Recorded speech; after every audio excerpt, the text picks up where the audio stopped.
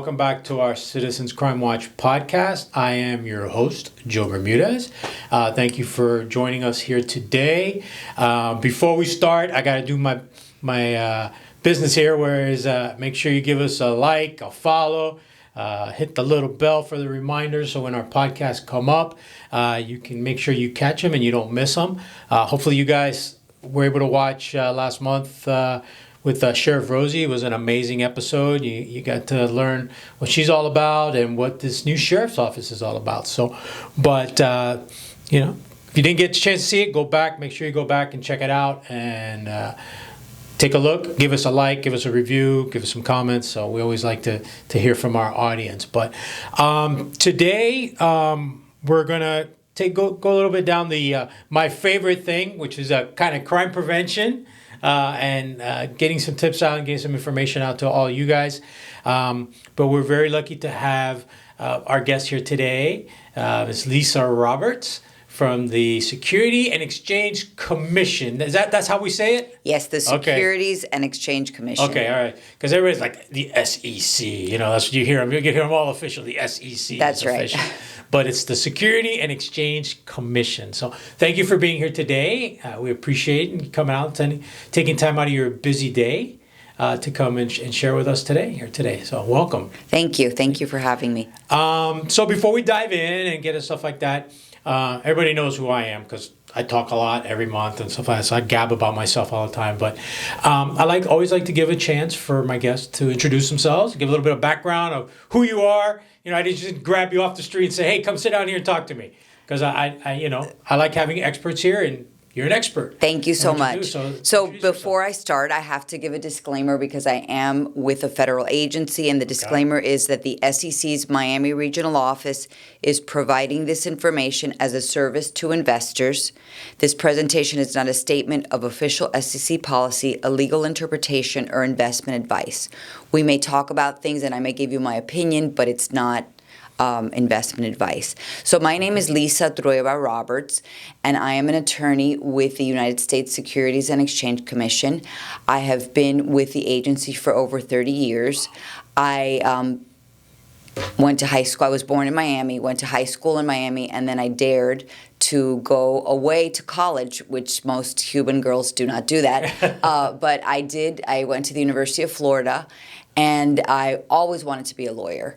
My grandparents were born in Cuba, and I used to do things with them, and I felt they were taken advantage of because they didn't speak the language. And I thought, I want to be a lawyer so that I can advocate for people. So I went to University of Florida. I studied business because you never know what can happen. And I thought that would be a good background. And then I came home and I went to the University of Miami for law school. I worked in private practice for a few years, and then I got my job at the SEC. And I've been there ever since. And today I want to talk about protecting your money and how to avoid investment scams because, as you know, they're very prevalent, especially in the South Florida area. It's incredible how much it's grown down here. Yeah, it's like when I teach and stuff, when I teach all my senior fraud classes and stuff like that, I always say, we're lucky we're always number one or two whenever it comes to it. I said, we always strive for number one, but, we're... That's right, and it's terrible. I think this year, I haven't seen the report come out this year yet because it usually comes out right about now from the Sentinel report, but I know that last year or the year before we were two, I think. Georgia was one. But we always flip-flop. We always go back and forth. But awesome. Great. Thank you for being a great experience. So a gator. A gator. A gator. All right. And a cane. And a cane. There you go. You got a little bit of both. Right. A little bit of both. Both worlds. So very good. In business, that's good. That's what I told my son. My son gone off to school, and I told him, start with business. He's not sure what he wants to do. I said, start with business because it's the foundation of everything. Right. You get a good foundation in business, and then you can go anywhere from anywhere, there. So, do anything you want. Good. See, Dad is not full of it. Dad knows what he's talking about sometimes. All right. So, but great. That's awesome. So it's lots of experience there, and lots of knowledge, and lots of studying, and years and years of school there. Yes. Put it all into play. So, but great. So tell us, let's dive in and tell us what exactly is the United States Securities and Exchange Commission. Because you hear it on the TV, Right. you hear it Right. thrown around here and there. So But what are we they? were created as a result of the stock market crash of 1929. At that time, there was no agency that dealt with federal securities laws, and the stock market crash resulted in the Great Depression, and the president at that time, Franklin D. Roosevelt, created Congress created the SEC and established federal securities laws. And one of our missions is to protect investors. And the way we protect investors is through education. We cannot stress enough how important it is to look out for red flags to avoid becoming a victim of investment fraud. So what our jurisdiction is just the investment fraud part. Like, in your police situation, you can't protect everyone from becoming a victim of crime, Right. but you can educate, so that people can avoid becoming victims themselves. 100%. So that is one of our missions, is to protect investors, and we do that through education. And that's amazing. And that's what we're all about. That's what our organization is about. And that's what I'm all about when it comes to crime prevention. Because, and I say it again, and everybody's going, here he goes, saying it again. I would rather come and talk to you for a couple hours than have to be the officer that comes and responds because you were the victim of a crime and stuff. It's always great to be educated. Once you're educated, you minimize your vulnerabilities. Once you minimize your vulnerabilities, right there off the bat, probably by 50% less of a chance of being Exactly. victim of a crime. Because as we get into a lot of these scams later on, that's what these fraudsters look for. They look for the people that don't know. Right. And that they can exploit and take advantage of and stuff like that. So. And scammers are becoming more sophisticated with the rise of artificial intelligence. It's It's very what's happening scary, nowadays. the types of calls that I get and the things that people experience. And hindsight is always 20/20, because when I hear the stories, I'm like, how did you fall for this? But it could happen to anyone. Have you ever received a call saying that your son's been in an accident or something like that? Yeah, you get not even and what's going on right now, the SunPass one, the text, the text, and that's another thing when you talk about technology nowadays, not just AI. I mean, you brought up AI. You could probably do a whole nother show just on AI alone, but just technologies today, how they're using it to their advantage. And now with the text, that's the recent one now that I educate people on, is that SunPass. And just about everybody in South Florida has a SunPass.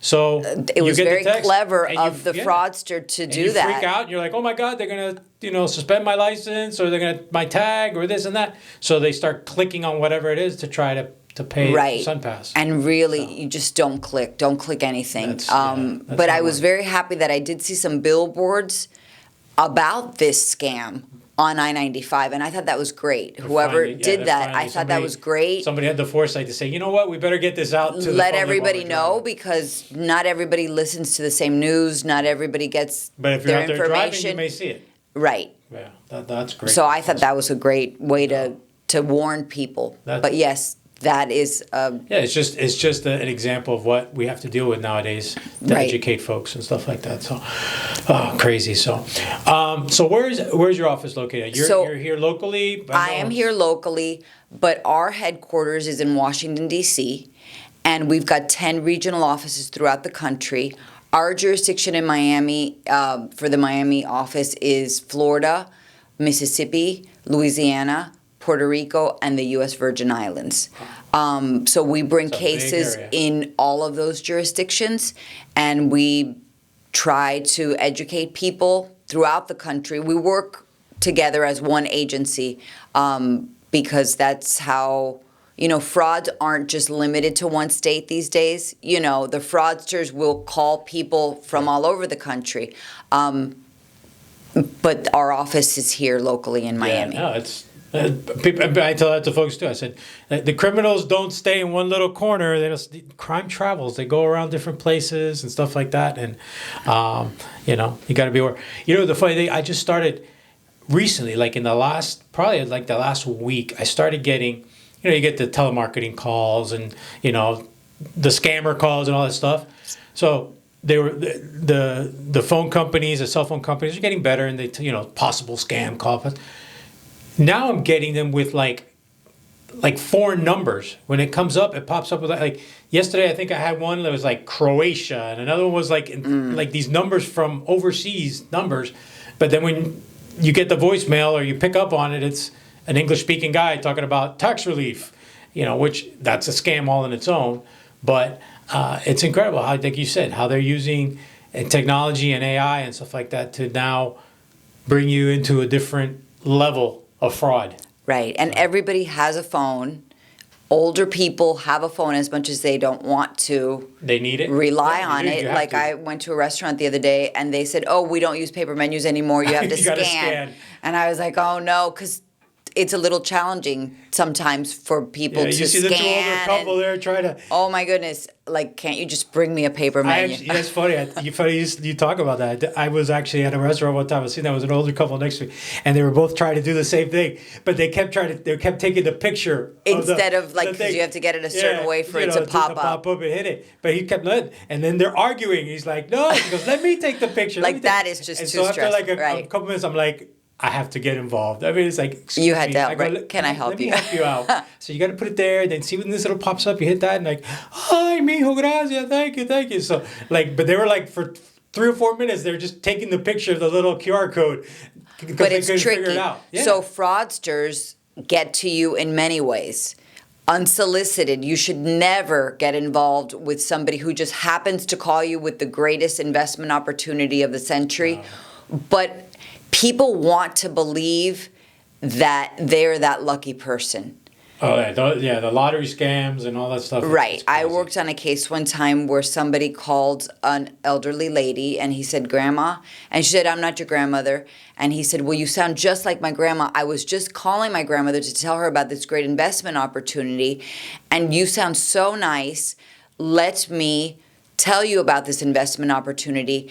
And in a matter of minutes, he had convinced her that the amount of money that she was going to make on, this investment that was about to receive FDA approval, she was getting in at the start. Getting in early. And she could use this money to send her grandkids to college.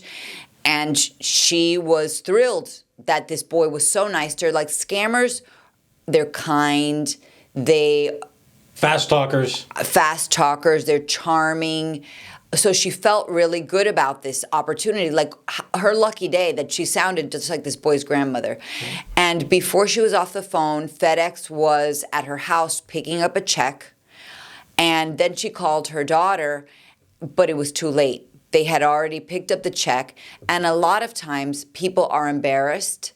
Older people fear that perhaps if I tell my daughter that I just wrote a $4,000 check to a perfect stranger who called on the phone and miraculously had FedEx at my door within minutes, that they will lose their independence, have their checkbooks taken away, and so they're embarrassed. So it was hard for me to get her to... And that's why a lot of it goes unreported. Absolutely, because people are embarrassed. Yeah, when we talk about numbers, I tell folks, these are the numbers, look at here are the numbers we have reported. But I go, take that and add like another probably 30% to it at least, because a lot of it goes unreported.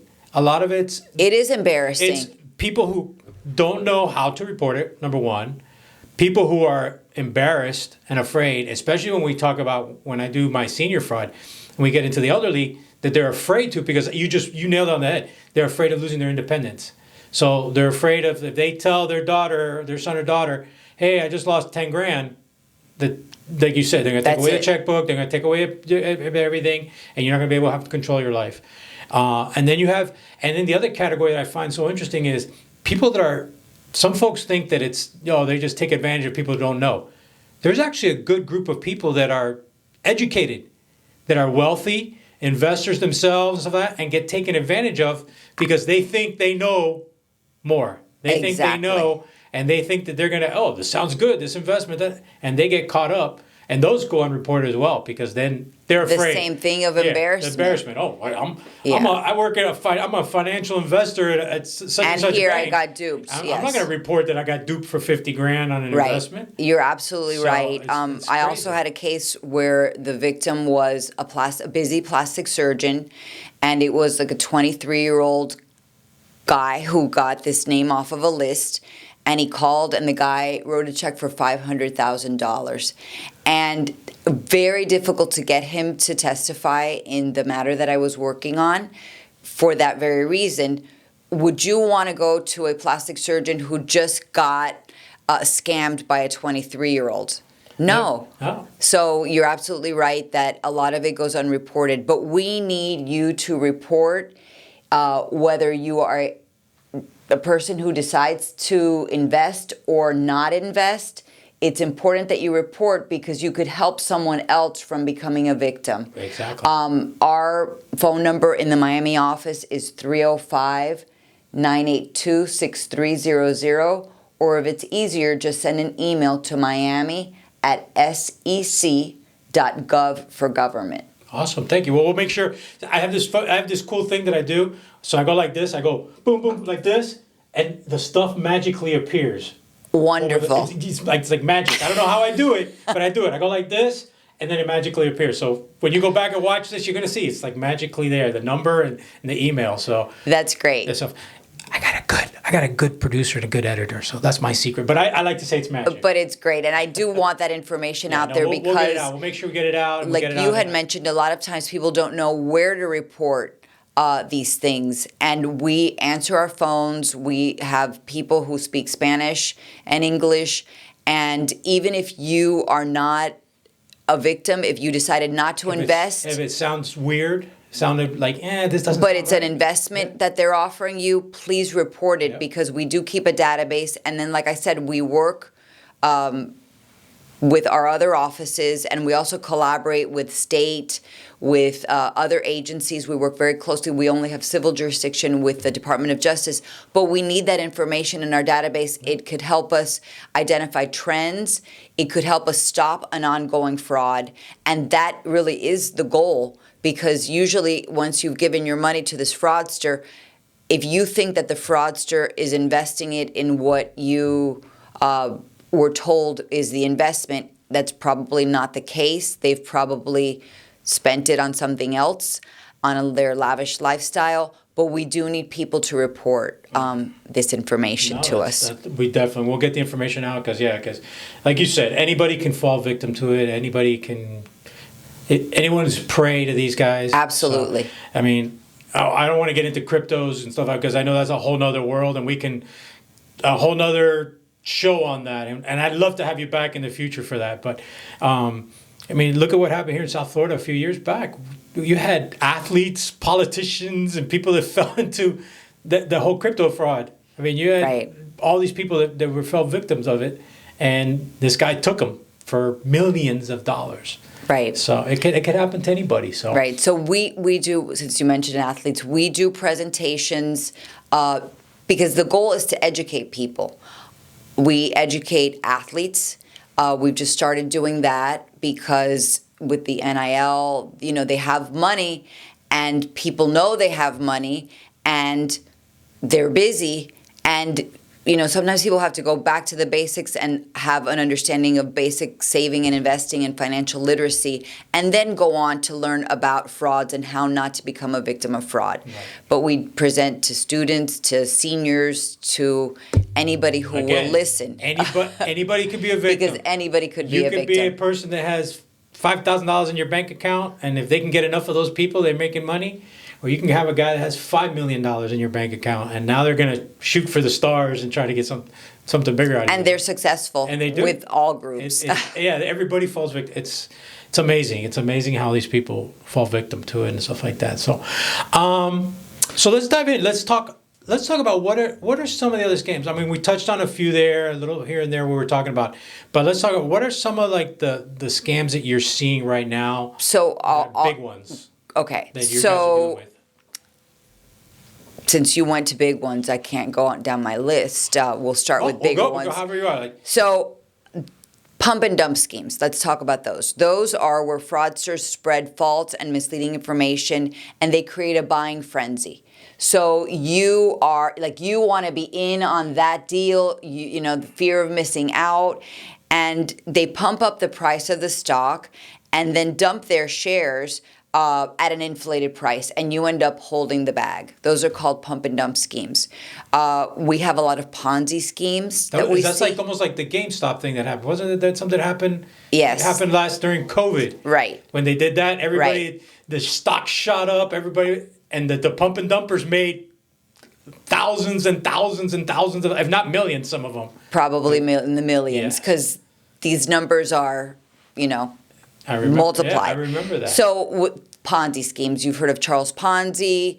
So Ponzi schemes, where it's a form of fraud which belief is in the success of a non-existent enterprise, and it's fostered by payment of quick returns to the first investors from money invested by later investors. So we've had situations where people are very angry that the SEC has brought an action because they're one of the first investors and they are making money. They're like, I got my money. What are you bugging me? Why are you investigating? Why are you stopping these people? And as it turns out, it is a Ponzi scheme, and it's the last investor that loses out. When you try to get your money out of this investment, you are usually encouraged to keep, everybody else is keeping their money in, and look how much money they're making. And you are getting returns because you think that this non-existent enterprise is profitable, but the reality of it is you're getting returns because there's somebody else investing money. But at the end, everybody loses, and the promoters keep this money. Yeah, you get it's like a little bait, like they keep feeding you crumbs. They're like, absolutely. You gave me your $20,000, but here's your interest, and it's $1,000. Right, and you're never going to get that $20,000 back. Absolutely, it's gone. And you can get fake statements. They produce fake statements, and you think, look, I received the statement. Look at all the money that I'm making. A lot of cases that we have are unregistered investments, unregistered salespeople making these investments. Those are a lot of the cases that we see. We've got a great website. It's www.investor.gov, and hopefully you can make that magically disappear, because that one is a great website that is put out by our Office of Investor Education and Advocacy. And there's on the page that comes up when you pull that up, you can put in the name of the person. So if you get a call from John Smith, who claims to be registered with a particular firm, you can go in and check to see if that John Smith legit. Is really registered. A lot of times, not a lot of times, but we've seen cases where the person will use the name of someone who is registered, use the picture of the person, but it's really not that person calling. So you've just got to be careful. So if you receive this call and you look up the person and it's a legitimate person, go to that firm's website on your own and call to make sure you're dealing with the right person. Because like we talked about, you get calls and they say, call me back at this number. They're giving you whatever number they want to give you. And you believe, that it's that number. And a lot of times people, using burner phones and all these, because a lot of times they go, how are they going to, if it's a legitimate number, they give, no, it's a fake phone that if you, right, but people, wait a month from now, you call that number, it's gone. Your nature is to be trusting, but unfortunately, you have to ask a lot of questions so that you're satisfied with the answers. If you don't understand something, do not make the investment. You can pass on the opportunity. With the way our economy is right now, people are looking for investment opportunities. So fraudsters will not promise 100% return on your money. They'll use a little bit more than what the bank is offering so that you think that it's legit. You're like, wow, it's not a lot. It's only a 10% return and the bank is paying 4 on a high yield savings account. So this could be good and I'm so lucky. Other frauds that we see are affinity frauds, where people that are like you approach you with an investment opportunity. It could be like we're here in this neighborhood where there's a lot of police officers. So it could be somebody who says, I'm a former police officer. Maybe it is a former police officer. And you feel like you let your guard down a little bit if it's a former police officer. Do you feel that way? Yeah, true. There's a little more trust. There's just that little bit more trust. Say, hey, this guy, we work together. There's no way that this person would do that because the person has been through what I've been through. Right. the hardships, the experience, they would never do that. But you can't just have that blind trust in people. The police officer that approaches you may be a victim himself and may be approaching you with a great opportunity because he's made some money or she's made some money, not knowing that they are a victim of somebody else's scam. It's almost like a Ponzi. Like exactly. They got the fraudster got this guy, and you go sell for me and use your credibility to do, and then you're building this little network. Exactly. And they think they're doing stuff right. So exactly. So affinity fraud is a big problem, especially in our community that's so diverse. I worked on a case. Well, our office worked on a case. I didn't personally work on this case, where it was a Cuban man selling real estate investments. He went to a school called Belen in Cuba, and a lot of the people that he offered this great investment opportunity were people that he knew from Belen in Cuba, and he targeted people in the Belen community here locally. And as it turns out, we worked with a brotherhood. Yes, absolutely. You would never steal from somebody that's like you. At least that's what people think. But this was a real estate fraud involving real estate. And we worked closely with the U.S. Attorney's Office, and the man ended up going to jail. He even stole money from the nun at Belen. But that's not something that they want to advertise. He answered to a higher judge. Right? But these fraudsters, they justify it by thinking, well, why does the nun need money anyway? And things like that. But you have to be very careful. You have to ask a lot of questions. Sometimes the fraudsters will make you feel stupid. Well, you know about annuities, don't you? And maybe you don't, but then you're embarrassed to say, I don't understand. And the fraudster may be like, well, I got 20 people on the line. You want to invest in this great opportunity or not? And then you do it because you get nervous because of the pressure of rushing you, and you fall victim. So what we want is for people to ask a lot of questions so that they can make informed investment decisions. What's right for you as an investment may not be the same thing that's right for me as an investment. I am more conservative right now. Younger people have the opportunity of a lifetime, so they can take more chances. Right. Our country has seen times when the stock market has plummeted, but then, if history repeats itself, it always goes back up. And if you're young, you can lose because hopefully it will go back up. The older you are, you don't have that much time. So romance scams are something else that we're seeing a lot of.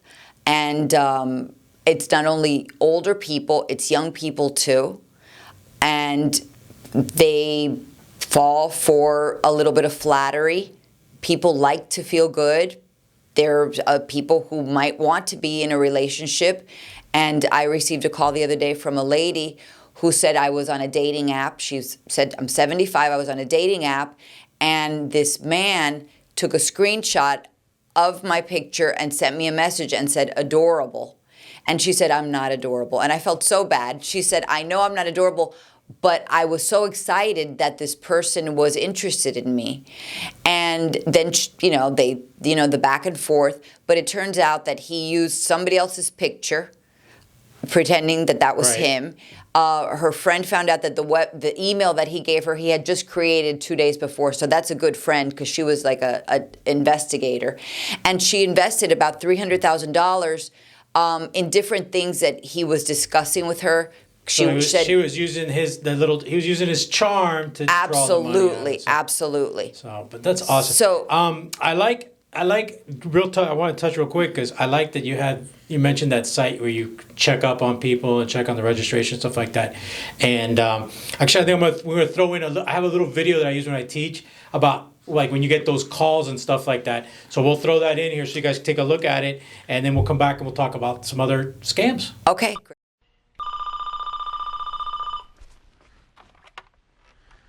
Hello? Hi there. Hi, is this Mr. Rucker? Yeah. How are you tonight, sir? Good. I'm good too, sir.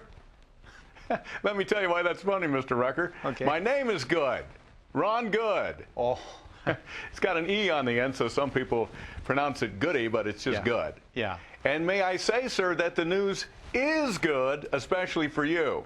Oh, yeah? You might remember you went to one of our seminars a couple weeks ago. I'm just following up on that. I'm a money manager with the Dunkington Fund.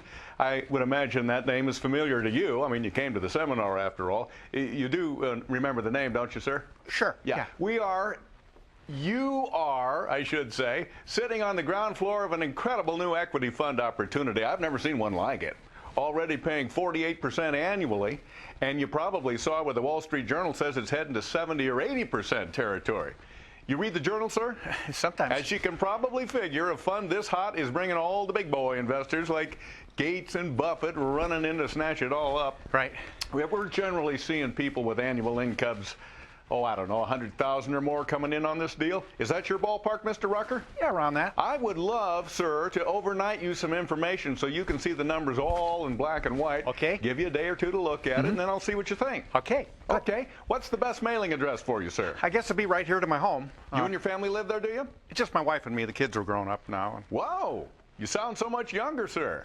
Thanks. What is that address? 4257 Oak. That is a beautiful part of town. Yeah, it's nice. Yeah. What town is that exactly? Edgemont, South Dakota. Okay, Yeah. and what's the zip code? I'm not sure because they changed it a couple weeks ago. Okay, well, I'll just make a note here that you don't know zip. Okay. All right, bye now. Bye.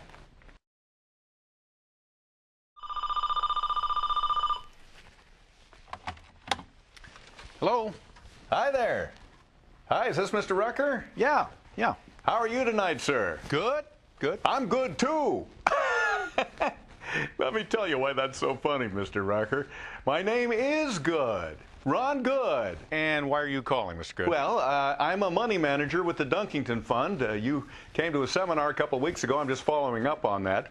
Dunkington Fund, I imagine that name's familiar to you if you know anything about investing. Are you a registered broker, sir? Yeah, we're registered with everybody. In fact, we won an award. Well, see, Let me ask you a question, Mr. Rucker. Are you interested in making money? what I'm interested in is getting your registration number and a phone number where I can call you back after I verify things, okay? Okay, well, you could do that, but by the time you call me back, the opportunity's going to be gone. Well, I guess you better call someone else. So, I know we talked about it a little bit there, and you jumped into it. I wanted to go back. When you were talking about lotteries and people winning stuff, because that's one of the things I always. It's funny when I teach. I tell them, I said, the lottery scams and stuff, and they're like, I won the lottery in England. I'm like, when did you go to England and play the lottery? Never. So how did you win if you never did it? So I know let's talk about that, and then there's something that's part of that too. It's called advance fee scams or something like that. Yes, we get a lot of calls about advance fee scams, and people are calling us because they want us to tell them this is legit or it's not legit, and we don't do that. But it's a type of financial fraud where a scammer promises a victim a significant sum of money in exchange for a small upfront payment or fee. And that, imagine if they collected postage and handling from 1 million people, $14.99, that's a lot of money that they're making. Yeah. So the promised funds never materialize and the scammer disappears with the victim's money. So a way to avoid becoming a victim of that type of scam is do not send money ahead of time to claim any prize ever. Especially if you didn't play in it. If you didn't play in it. But people want to believe. If you didn't buy the lottery ticket, you didn't win the lottery. People want to believe. People want to believe that they've got this great tip. They don't think of insider trading. They just think, I just got this great tip. Phantom riches. And I'm going to make a lot of money. So I would like to share some ways that people can avoid becoming victims of investment scams. And these tips not only apply to investments, because I'm sure you've heard them on this show many, many times, but look out for red flags. You can't be trusting of everybody, even if it's your nature to be trusting. You really have to put up a shield because it's your money, and once it's gone, it's gone. And if you did buy a $5 lotto and you lost the $5, that's a decision that you made. But if somebody stole $5 from you, that's totally different. So, red flags. Promises of high investment returns with little or no risk. When people say, I guarantee that you're going to make this, that's a red flag. I like to say, because just to play on that one there alone, I always tell people, if it was that easy, the world would be full of millionaires. Absolutely. We wouldn't all be struggling and working and doing our 40-hour, 60-hour work week if it was that easy. Exactly. So, pressure to act now. You will have scammers call you and they pretend to have many people waiting on the line, but you're lucky to have gotten through to this or they got through to you and you answered the phone and the timing is right and hurry up because I've got 10 more people waiting. You got to act now or forget it, I don't need you. And they pretend like you've got to act now. Don't. You stop, you ask questions. If you do not understand, you do not invest. Again, our website, www.investor.gov, has a lot of information. Let's say somebody is calling you about an annuity and you really don't know what that is. You can look that up on our website so that you can familiarize yourself with the investment opportunity and see if it's right for you. Fear of missing out, we've discussed that. Building trust. The scammers build trust. Sometimes they will give you some money. For example, in the romance scams, it doesn't start off, hi, I like you, you never meet the person because they're not real sometimes, but give me money. It doesn't start that way. They might ask you for $50 and then they'll repay it right away so they can start building that trust. And building trust, I always like to tell folks, it's incredible how somebody, I know sometimes they'll do the shotgun effect where they'll call 20, 30 people at one time and try to get them, but sometimes when they're really targeting somebody, the amount of information that is out there, and these guys do their research. They go online and they know who they're talking to. So when they call you, they know, where you live. That is a great point. So please be careful what you put out on social media, because if you put out that you just went golfing this weekend, you know what? You're going to get a call from somebody who's a golfer. Exactly. So using a common bond, we talked about that, because you never think that somebody who's like you would ever scam you, but ask questions. Do not fall for the common bond. And people can lie. I had a case where somebody had a card made up from West Point. How easy is it to make up a card to say you're anything you want to be? It's like I tell folks, give me 5 minutes and I will have a diploma from Harvard. I'll have a business card that I work for a Fortune 500 company. Exactly. And I'll Photoshop myself with the presidents shaking hands. Absolutely. He said 5 minutes. That's all he needs. Yeah, that's it. But as a potential investor, you can also check. You can call Harvard. We talk about, when we do our athlete outreach, we talk about a woman who claimed to have a Harvard degree, also a CPA. All you have to do is check to see if that's true. And if you're dealing with somebody who's lying to you, you really shouldn't be dealing with that person. So impersonating investment professionals, you can check to see if that's true with our website and asking the right questions and doing your own due diligence of researching on your own. I know that this takes time, but you're doing it to protect your money. Fake testimonials or credentials. A lot of people will go on TV and promote something. If they don't say that they are a paid spokesperson, that's a problem with the SEC. It could be an athlete saying you should invest in this particular stock.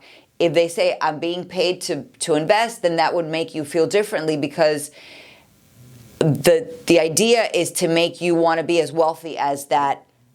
Yeah, I want to, like that old term, be like Mike. I want to be like Mike. Exactly. So if he's investing in this, then I'm going to invest in this. If he's buying this property, I'm buying this type of property. And that goes with celebrity endorsements, same thing.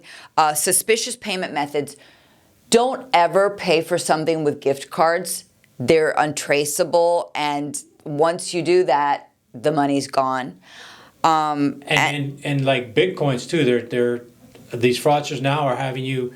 They're like, make your investment or something like that through Bitcoin, and that's gone. once that's done. So also you need to protect your personal information. So keep that private, and don't share personal information. Although, like you mentioned, with social media, these fraudsters do their research. They target people. And actually, I wanted to mention, I got a call the other day from a gentleman who invested $100,000. It was something related to hemp, so he was interested in it. And the person said that they worked for a real company, and the man, after he invested the $100,000, called the real company, spoke to the president of the real company, and the guy said, I don't work with these people, I have nothing to do with it. But it was after the fact, and like I said, hindsight is 20/20. A lot of times you're going to go to a restaurant, you look up that menu before you go to the restaurant. Right. Why don't you look things up before you make an investment? You know, what's right for you may not be right for me, but you need to do your homework. We at the SEC cannot tell you what to invest in, but we want you to make informed investment decisions. Again, our website has a lot of great information. It's www.investor.gov.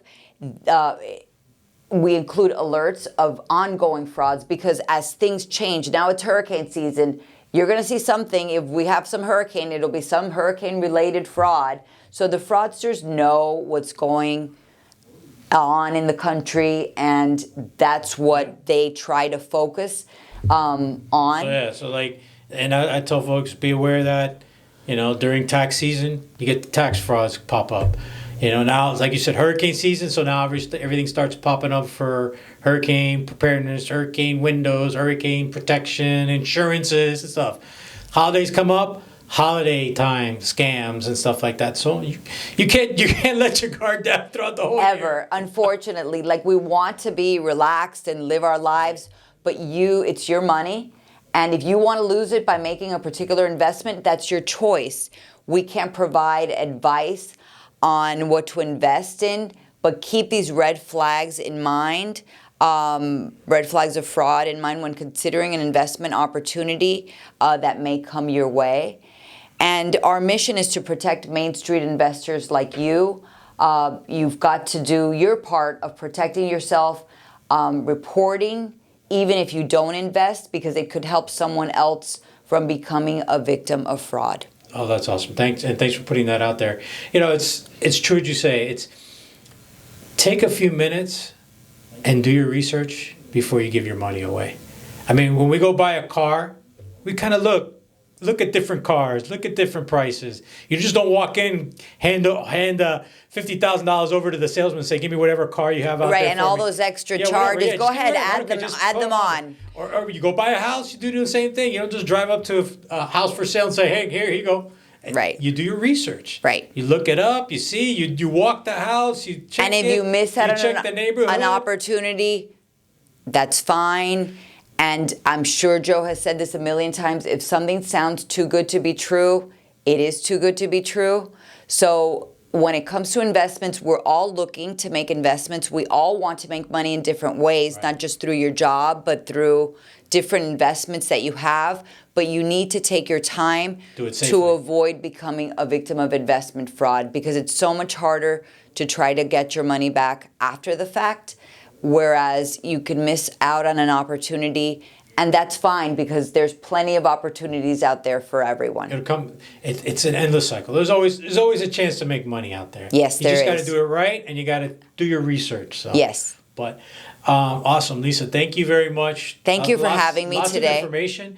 I hope to hear from some of your callers. Again, sure. Miami@sec.gov. We answer our phones. And we will call you back. And if we don't have the answer, we can certainly direct you to the right place. I don't like it when people give me the runaround, so I try to consciously, it may not be within the federal securities laws jurisdiction, but I try to guide the person because that's the right thing to do, so that you can then make decisions and report. Even though it takes time, you're helping your community, you're helping others avoid becoming victims of investment scams or other scams. We can all be heroes in our own little way. So yes. That's awesome. Thank you. I appreciate it again. Thanks for coming out. You're always welcome to come back and share anything new, any new scams that come up, we'd love to hear about them and get them out to everybody. Before we leave, want to make sure stick around because there's another great video we were talking about before we started today, and it's a funny video, but it's educational, and it's gonna highlight all these little red flags that you shared with us, and it's a little eye-opening too. You know, you get a chuckle here and there. It's so simple. But it's also on so point. eye-opening. If you sit there, you can literally kind of check them off as the guy goes through the video. So make sure to check it out here. We'll put it at the end of the podcast. But again, thanks for coming out. Thank you all for being with us here today. Make sure to give us a share, a like, a follow. Leave us some comments. Anything that you want us to see, talk about, or any kind of scams that maybe you may be interested on, we can try to get some information for future shows on there. So, again, thanks for joining us today. Lisa, thanks for being here. Thanks for having me. And we'll see you guys next month. Remember, crime prevention starts with you. Ladies and gentlemen, I have to tell you that I have never seen anything that we have ever offered here on the Smart Shopping Network that is getting the response we are getting tonight for the Miracle Shim. Look at that. Isn't that attractive?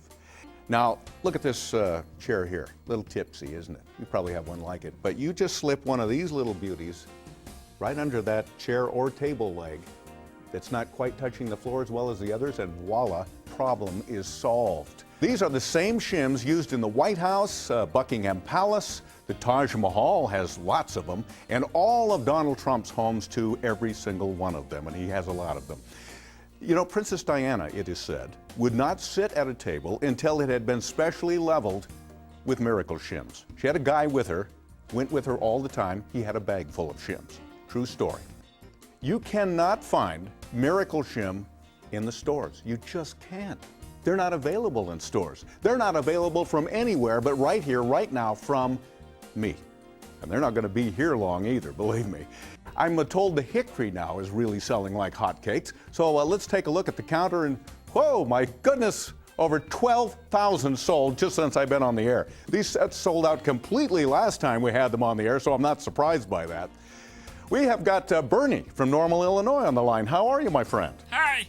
I just called to say that I love my Miracle shims. Do you now? I just bought 3 more of them tonight. Whew, 3 of them? Yeah, and my neighbor's trying to get through to you right now to buy some. Well, you better hurry, because I'm told the cedar just sold out. I bought one for my wife. Our anniversary's coming up. Well, your wife has herself one thoughtful husband. Yeah, well, you know, it sure beats buying a new dining room set. Well, thank you, Bernie. And, you know, he raises a very good point, folks. New dining room set, several $100s. For only 5 easy payments of $9.98, as the kids say, that's a no-brainer. But I'm being told now the Miracle shims are all sold out. They are all gone, except, you know, for this one here, under the chair. Oh, wait a minute, I just thought of another one we've got right under the table here. We'll sacrifice that, but you better call now before it's gone too.